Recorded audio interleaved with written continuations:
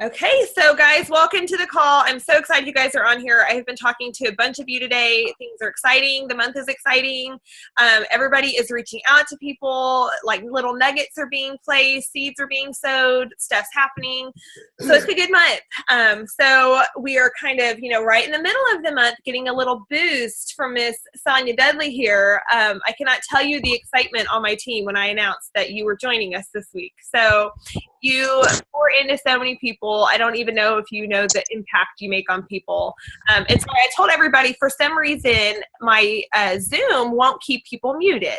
So I keep hearing people popping in, and I don't know why. So if y'all hear competing sounds for some reason during this, just totally ignore it, okay? And mute yourself if you notice you're unmuted. But anyway, so Sonya, thank you so much for joining us. We're so excited, and you take it away. Okay, great. Well, Kendall, it's nice to meet you for one. We've only talked via Messenger. So, and you said you're Heather's cousin? Mm-hmm. Cousin. Oh, I love her. Yep. Yeah, she's so sweet. And just love her and Bobby. So, when you told me who you were, and you're almost Emerald, your team is almost an Emerald team. We are Emerald. We officially did it. You did? You did it in July. I got to go to Maui. Yeah. Oh, okay. Did wait. I didn't. I didn't even see you there. So it was a lot of people though. So. Wow. Yeah, there was so many people. It was amazing. But congratulations. Thank you. It's a big deal to they killed it that month. They did a good. Yes. Yeah, absolutely. Well, let me just I'll just kind of share my story with you guys. Kind of just so you kind of can understand, it's kind of a setup for kind of when I talk about, business tips and maybe things that have that helps you and helps sustain you in this type of industry. And it's all from just lessons learned in my 25 years of being in this industry. So I'll just kind of share my story, and you'll know where I'm coming from. I live in Tennessee. I live about an hour west of Nashville, Tennessee. And so we're in a little bitty town. I was born and raised here. There's about 1,000 maybe in my city limits of my town. There's 7,000 in the county. One high school. There's no Walmart. There's no good grocery store. I take a cooler and go get groceries in Nashville every couple of weeks. So, it's just a different life. It's very slow pace. And, people say, well, how did you do something like this in a small town? Well, I've always been in a small town, and I've done this kind of thing for 25 years. So it's really not the size of the town you live in, or, I only know this many people, or if this were different, it would be, I could do it. It's never about your outside circumstances. It's all, I always say it's not about the size of your town. It's about the size of your dream. And that's kind of what I've always just believed. I've never believed any different. And so I started network marketing. I was 19 years old, and I was in college. And my aunt said, I want you to get into Mary Kay, because I think you would be able to put yourself through college doing that. And you love makeup and you love people. And I'm like, okay. So I did. At 19, I went to the bank and I took out a business loan. And my mom co-signed for me. And there I went. So held parties, booked, always coaching a hostess, traveling, inventory, debt. So 17 years of that. It was a great business. It was a lot of learning curves, and really, had I not had that experience, I don't think I could have hit diamond in 10 months, from joining, because I didn't run any contest. I didn't do anything. It was such fast momentum from joining in September and hitting Emerald in mid-March, and then diamond a couple months later. And it was momentum. It was me not letting people get me down.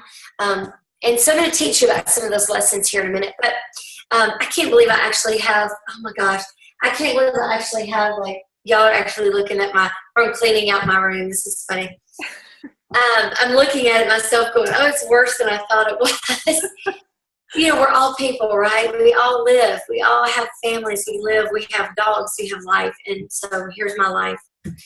But I got really, really burnt out. I guess I was probably 35, 36 years old. And I got really burnt out on feeling like, I only had like 90 people on my team. Sometimes out of 100, sometimes it'd be around 80, but kind of averaged toward the end about 90 people. And I just felt like I couldn't get anywhere. I wasn't making great money. I was making, good money some months and not good money some. So it was very unpredictable. It was hard to budget. And just to be honest, I was in so much credit card debt from the inventory. It would change a lot, and it was tough. It was tough. So I decided, I woke up, I was really sick one morning. I woke up, it was a summer, I think it was 05, 06, and I felt like I had the flu all over. And it wasn't the flu. Obviously, it was something else. It was, an autoimmune. Had a lot of discomfort in my whole body. Felt like I was dying. I mean, I gave up my pink Cadillac, gave up my unit, stayed in bed for about close to 2 years. Just trying to get better. I went to every doctor. I had more medicines in my cabinets. I looked like a pharmacy. I went to every kind of doctor. So I was on different things from different types of doctors. And nothing fixed me, but it all band-aided me, of course. And so after we had run out of money and used all of our savings, I had to go back to work. Well, when you don't have a college degree because you quit your senior year, I had to go into sales. I went into an insurance license, hated that. Bought a couple of traditional businesses, more makeup stores. I bought 2 Merle Norman businesses and opened those. And it was right before the crash of 09 or 08. And it was really bad timing. So I went into a 6-figure debt doing that. And so the last job I had was Clayton Homes. I was selling mobile homes. And I did love that job. But I hated that I had to drive 45 miles to work, 45 miles home. I had to work retail hours. I had to work 3 Saturdays a month. So I really hated that, like, I had no time freedom. That's what I missed the most, was the time freedom, for sure. So I was really itching inside for something else. I tried a couple other network marketings that did not require, inventory and things like that, thinking, well, maybe, that would be different, because I did love the industry, just not the debt that came along with that one and the parties that I had to do. So, so I've had a little raspy. I may get me a little cough drop here. I couldn't even sing in church this morning. I was like so raspy. So I'm feeling that coming on, and I want to get through this. My husband always calls it the sexy voice, so Oh, okay. I'll try. He likes it when I lose my voice. Yeah, the sexy voice. I wish it felt sexy. It doesn't feel very sexy. So where was I? So when I got into Plexus, I was very skeptical. I did not want to do another one of those things. Okay, and mostly because I really felt like only a handful of people I ever knew ever went to the top and really made money and could make a living. And I just thought, I was just kind of negative about it and thought, no, I'm done. Well, Helen McFadden called me, my best friend of 23 years. She called me end of August of 12. And she said, we're going to try this, because what if it could help the rest of my day? I still had discomfort in my body. What if it could help your autoimmune? What if it could help your sleep? What if it could help your weight management? What if it could help your cholesterol? The things that I struggled with that she knew. And she said, Sonya, it's only $34.95. Let's try it. I said, okay, we're going to try it. If I don't have to do parties, if I don't have to have inventory, if the products work, we will go all the way. And so that's where my journey began. Hence where all my notes are coming from, as far as giving you some I've got about 6 tips that I learned. But I joined in September of 2012, and the products the first week drastically changed my life, okay? To the point of I didn't care what people thought about what I was doing. Again, I didn't care. And I think when you have that kind of deep-rooted belief in what you're doing, that it's it, that overcomes the fear. Fear creeps in when doubt and unbelief starts. So as long as you keep your belief way up there, whatever it takes, whenever you're feeling like you're getting a little bit, you got negative things happening and this is happening, and you're like, that's when then the fear comes up. So it's almost like a scale, if you will. Never thought of it like that, but unbelief, when it's high, with you got a whole lot of fear creeping in, your business is not so good. When you can keep the fear away and the belief goes up or down, the belief goes up, then the fear's gone. So it's just that balance of you being aware of when that's happening so that you can stop it. I don't know if you guys have read the book over there, but I have on my pajama bottoms, so I'm not getting that. But what to say when you talk to yourself? What do you say when you talk to yourself?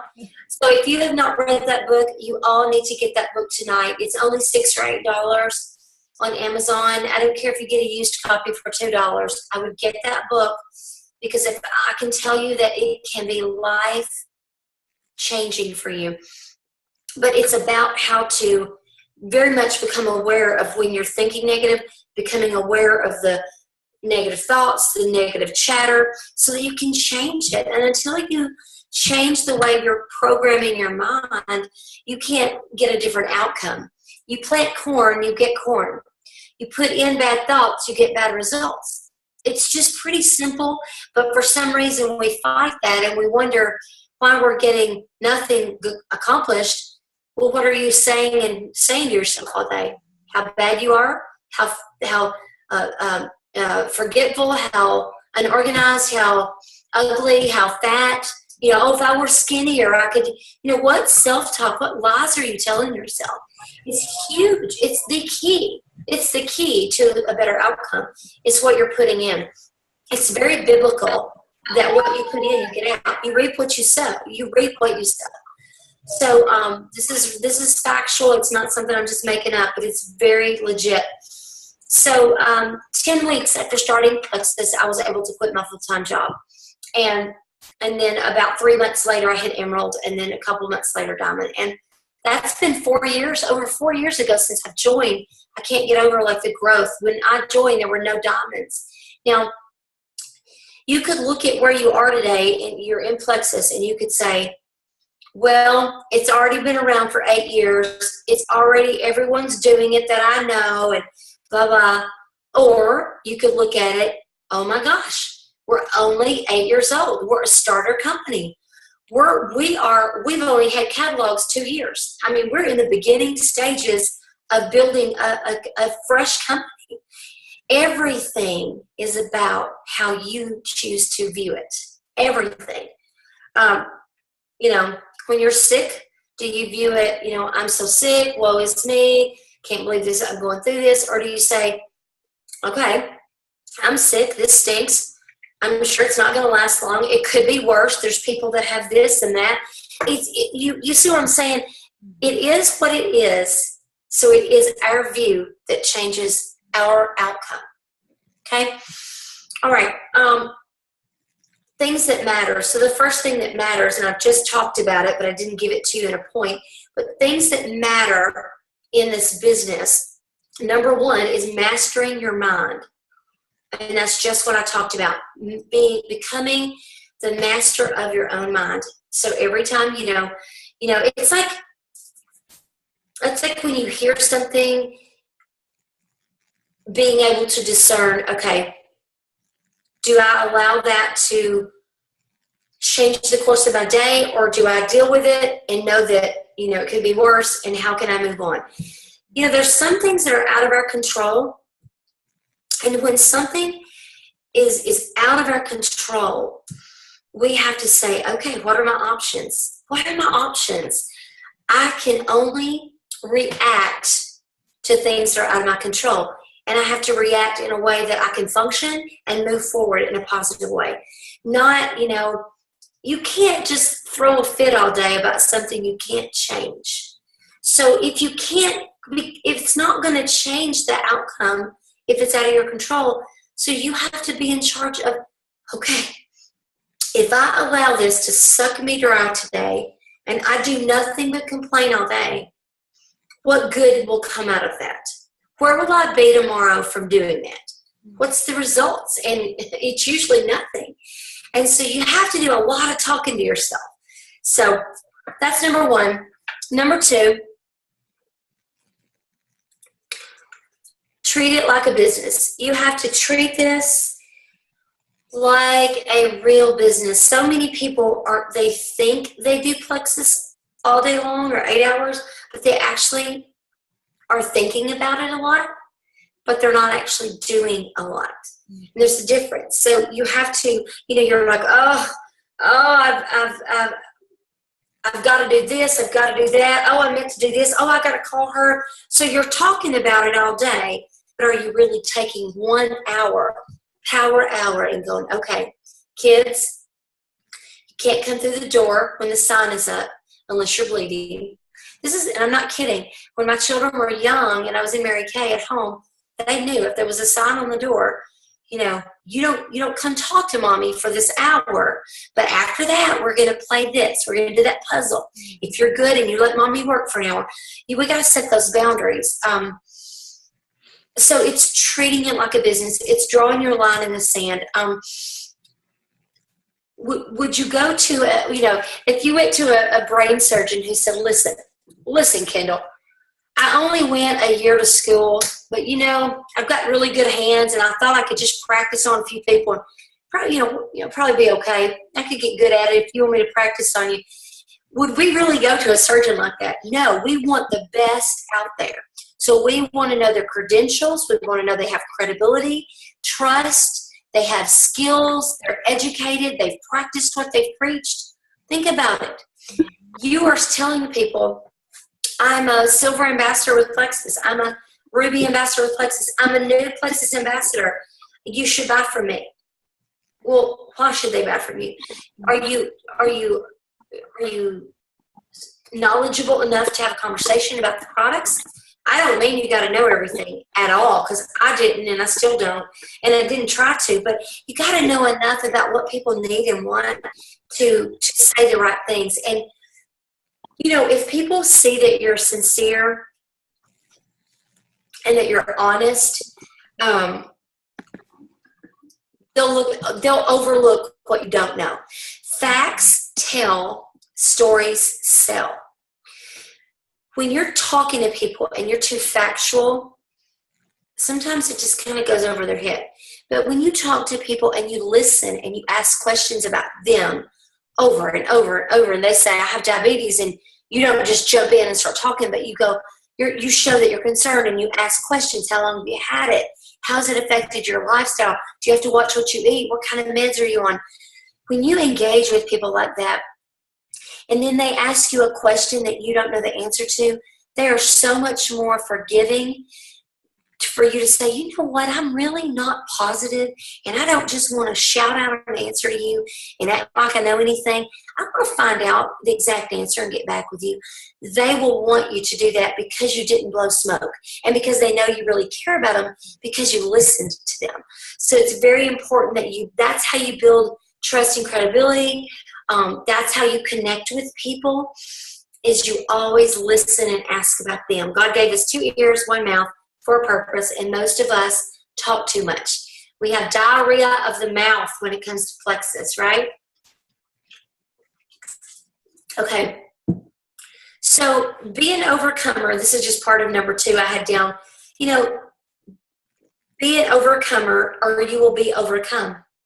If you were working a job and you had a trial that came up, or a challenge at your job, you would not just go, oh, I quit. I've been here, I gave it 3 months, I quit. I mean, if you did that every time you had a challenge, you would not be able to keep a job, because your resume would look crazy. you would overcome it. You would figure it out. You would learn from it, and you would then use the lessons to know next time. Well, it's the same way with this. But the reason that we don't stick it out, most people don't, is because it's too easy to quit. Most people, downhill living is much, much, much easier than uphill living. And most people just would rather stay down here at the bottom of the hill, let everything roll to them. If it's going to roll, just let it roll. I'm not going to go up and get it. And that's how our society, unfortunately, is. So you're working with volunteers. You're in a volunteer business with a volunteer army. So the best way to build credibility and trust with your team is for them to see you working. Not for you to tell them what to do and manage them and to post 12 times a day in your group, but for you to work and introduce new team members, new customers. Tell about your experiences when you just talked to someone today.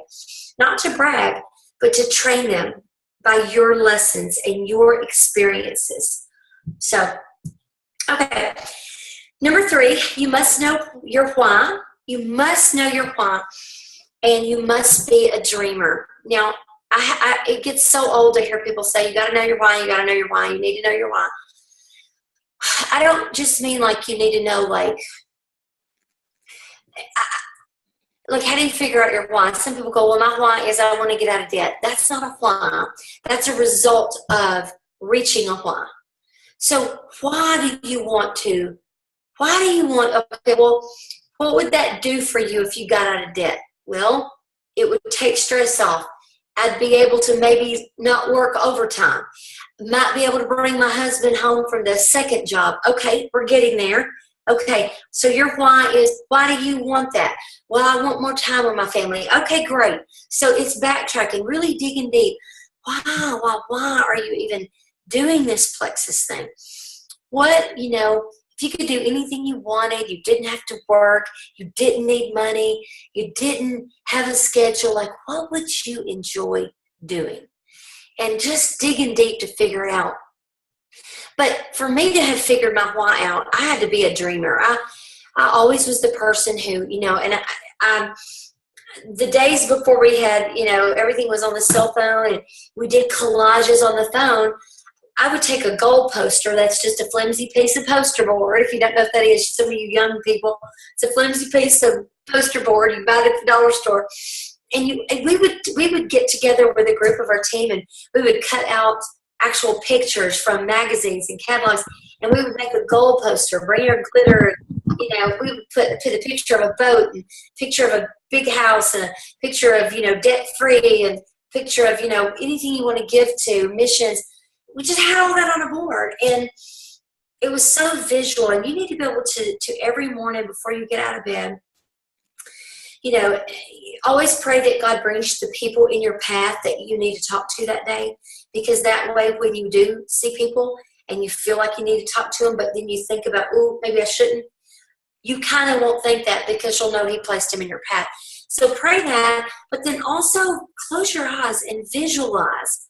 If your goal this year is to hit Emerald and go to Hawaii, visualize how the sand is going to smell and the smells and visualize hearing your spouse say, I'm so thankful you worked so hard this year, Kendall, so that we could go to Hawaii. We've never had a trip like this. Thank you so much. Visualize the hearing, the seeing, the smelling, the tasting the fresh pineapple, whatever it is. Take a minute or two and visualize that, because even the Bible talks about where the people perish without vision. The verse, I went blank. But it's true. If we don't have a vision and all we do is talk about it, it's hard for our brain to connect it for it to happen. So take a few minutes every morning and just give that to yourself. Give that time for yourself. And say your affirmations, and set your clock 10 minutes before you're going to get out of bed, or 5 minutes, and do all these things. It matters. It makes a difference. So don't be afraid to be a dreamer. Take time and be a daydreamer. I was always one of those kids in class that was a daydreamer, for sure. Number 4 is before you go to bed, So like tonight, I will get my planner and I will write out my list for tomorrow. And I'm blocking off an hour to unpack the dressers and get them over because I've sold my furniture. So I'll allow an hour for that kind of stuff. Then I'll block off 2 hours for some Sonya IPAs. Who can I reach out to? Who can I get as a customer for this double rank up bonus month? Who can I talk to that I need to follow up with? Who on my team can I encourage today? That's income producing to me, is when I can say something encouraging to some of my team members. So who can I just voice an encouraging word to? All those things. Who can I help? Who can I do a quick 10-minute Zoom with? I do a lot of 10, 15-minute Zooms with I have a level 1 that says, yeah, I'm doing this week. I've got to talk to this person. I'm meeting with this person. I'm like, hey, when you get with them, ask them if you can introduce me to them and let me share my health story with them.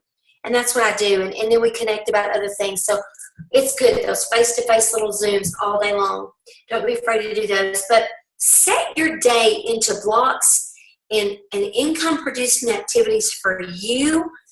Don't wait. If you don't set your schedule for the next day, even if you have to get up early and do it, but don't walk into your office and turn Facebook on and start responding to messages first thing. I have found, and I'm guilty of it. When I do that, it's like that 10 minutes of check-in has turned into 2 hours. And then I go, what just happened? What just happened?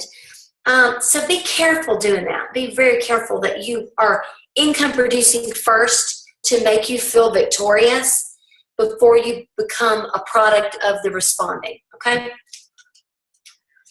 Number 5, I only have 6 points, so we're almost finished. Number 5 is you must build trust and credibility.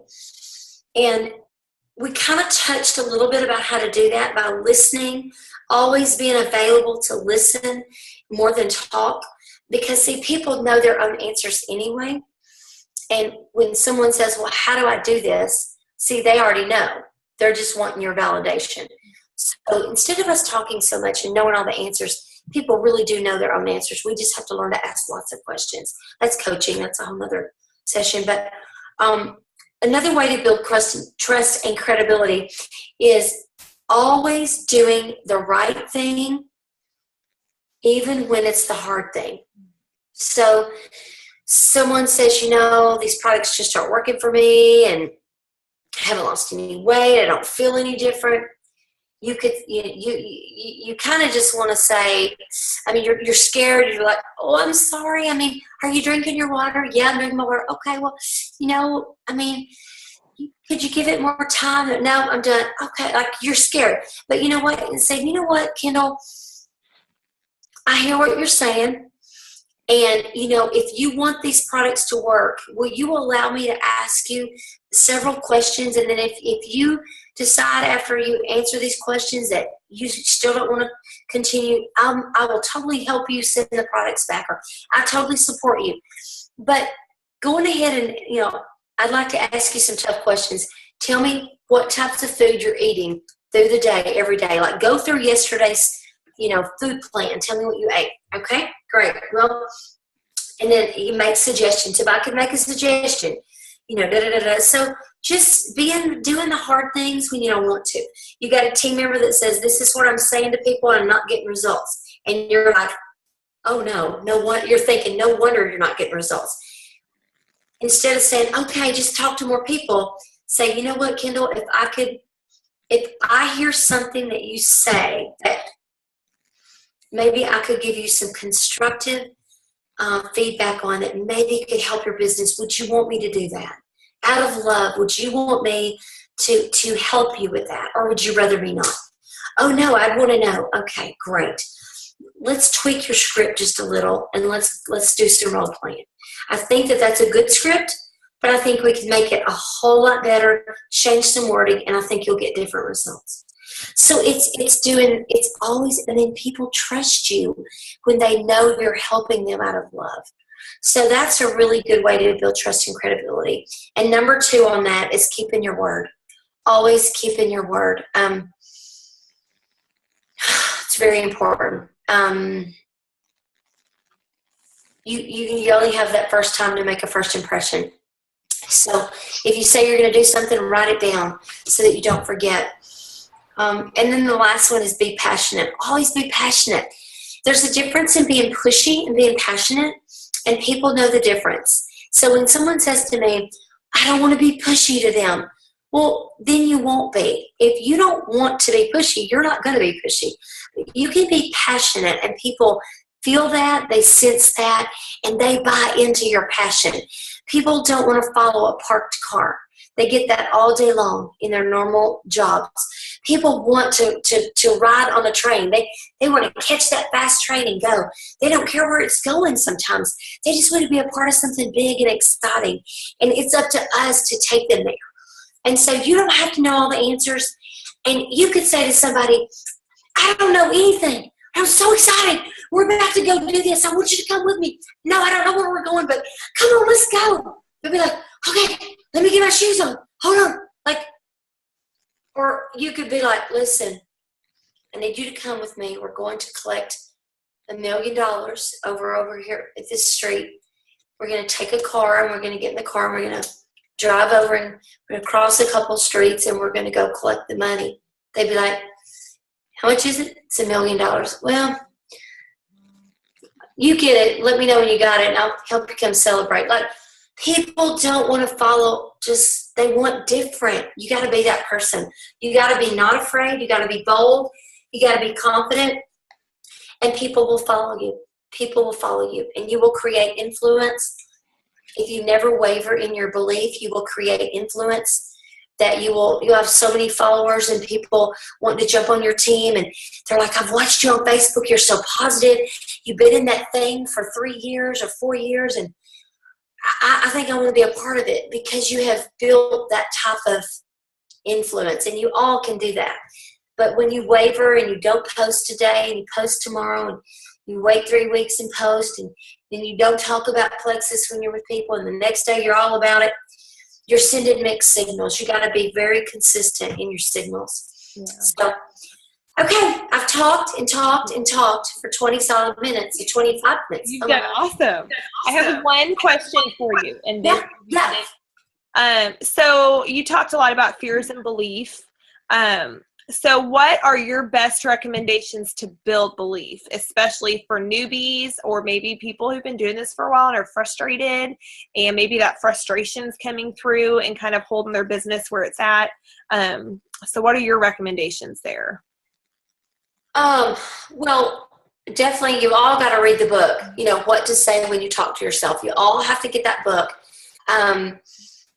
And so for sure, if you can plug into events, if you can plug into, start your day. I love I think it's called, there's a YouTube channel that I subscribe to, and it's the one with all the Les Brown over, he speaks over these videos. It's called, I think I know which one you're talking about. It's motivational. I don't know how to find it. I'm looking on my phone. I don't know how to find it, but Motivational Videos is the YouTube channel. I love to start my day, and I don't do it every day. I should, but some of them are 3 minutes, some are 8 minutes. They get me going. I'm telling you, if you can't be revived, I posted one on my wall the other day, and I said, if this doesn't cause you to, I was like, you don't have a pulse. I mean, you're not alive if this video does not get your blood boiling. And all of them on that channel are like that. And so they talk about you just walk away going, oh, I can do this. Like, it gives me belief. Every time I hear those, I have such belief in myself and what I'm doing. So staying plugged in. You're your own boss. So, you're going to get down. You're going to have bad days. So you're in charge of turning that around. How do you do that? How do you do that? It's tough. But if you have to eat and you have to pay the mortgage with your income from this, you will figure out how to keep your belief intact. I promise you. I have worked for myself for 20-something years. Bread and butter. I had to bring in $2,500 to $3,000 a month my whole life. That's a lot of money. That's a lot of money. And there were months where I'd only bring in, $1,500. And the next month I'm trying to figure out how to make it up. That's where the credit card debt come in. But I never stopped believing I could do it. If she can do it, I can do it. If he can do it, I can do it. If they overcame that, I can overcome that. But a lot of that was from listening to tapes every day.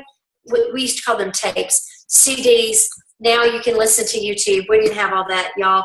I date myself. I'm 40, almost 47. Oh my gosh. I think I'm almost 47.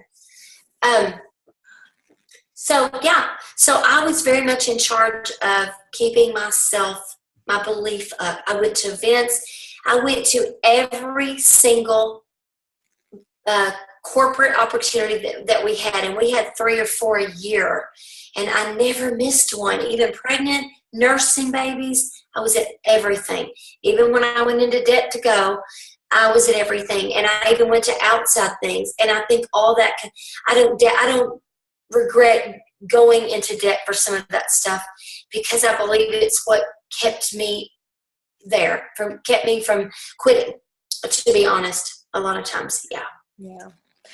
Well, thank you so much. Oh my gosh, girl, everything you say, I'm just like, okay, I didn't bring a notepad with me because I always rewatch these. So I take notes the second time. If you guys see my eyes keep going to the right, it's because things keep getting unmuted. So I was like, I don't want her to think I'm not listening. Oh, fine. Listen, the other day I did a Zoom and there was someone in the shower. And it was very interesting, to say the least. Now, please tell me it wasn't video, right? No, it was video. And the girl that was doing the hosting me, she was on the phone. She felt horrible, but she was trying to get this girl to turn on. It doesn't bother.